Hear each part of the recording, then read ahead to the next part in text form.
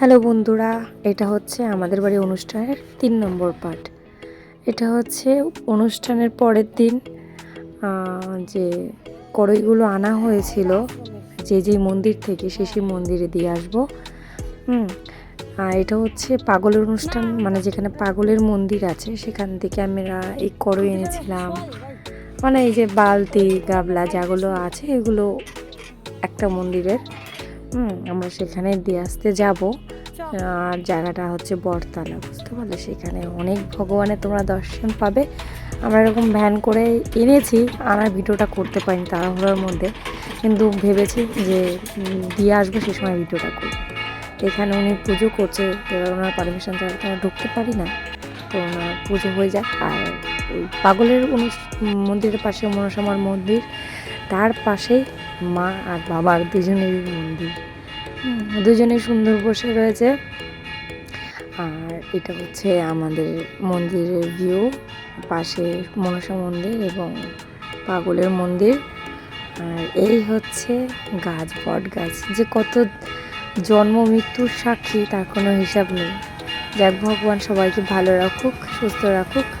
আর এই যে কড়ইগুলো অনেকটাই বড় না, খুব ওজন, তো দুজন ছাড়া ওঠানামা করা যায় না। আর আমি যে বাচ্চাটাকে নিয়ে যাতায়াত করছিলাম, অরিজিৎ ওর নাম, তো ওকে নিয়ে বাচ্চা মানুষ তো ভারী জিনিস উঠানো যায় না, তো আর একজনের সাহায্য নিতেই হয়। এটা হচ্ছে এই পাশের বাড়ি দাদার ছেলেই, তো বড় বলে ওকে বললাম যেটা বাবা একটুখানি ধর, হেল্প কর। তো দরজা নক করে আমি আবার অন্য আশ্রমে চলে যাব। সেখানে আমি আবার ভ্যান, মানে এক পাশে ও চালাচ্ছে, ও যেহেতু পারে না, বাচ্চা তো, তাই আমি হ্যান্ডেল ধরে, আমি মোবাইল ধরে আমি ভিডিও করছি। এক পাশে আমি প্যাটেল করছি, এক পাশে ও প্যাটেল করছে। আর ওটা হচ্ছে আমার বান্ধবী আর বান্ধবীর দিদির ছেলে, যে বান্ধবী দিদির ছেলে। তো ওদের বললাম যে আসলো না। যাই হোক, আমি টুকটুক করে বাড়ির দিকে রওনা দিচ্ছি, কেননা আমাদের আর একটা মন্দিরে যেতে হবে। ওটা খুব সুন্দর একটা মন্দির। তোমরা যেই মন্দিরটা দেখলে না, এটা অনেক অনুষ্ঠান হয়, বুঝতে পারলে?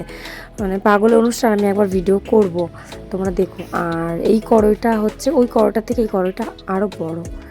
আর এটা হচ্ছে দিদি আর আমি দুজনে মিলে ভ্যানে ওঠালাম, শুধু কড়ই এনেছিলাম ওইখান থেকে, যেহেতু ওটা দূরে বলে আমাদের বাড়ি থেকে। আর এই যে আমার নাতিটু একটু পরপরই রাস্তায় ওঠে, কি যে দেখে কে জানে, ভগবান জানে।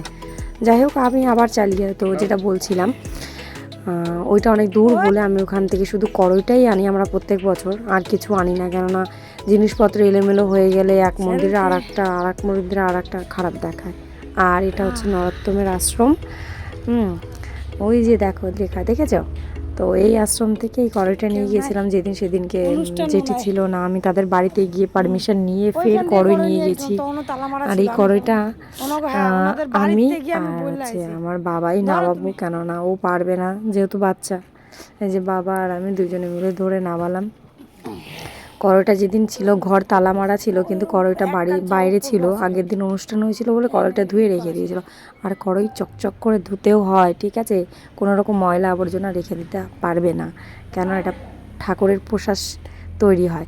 তো যাই হোক, এটা নরোত্তম আশ্রমের ভেতরের দৃশ্য, এখানে ভগবান শ্রীকৃষ্ণ বাস করে। এটা হচ্ছে ওনার মন্দির, এটা হরে কৃষ্ণ মন্দির। যাই হোক, নরোত্তম আশ্রমের। আর আজকের মতন এইটুকুই, পার্ট 3। তোমরা ভালো থেকো, সুস্থ থেকো।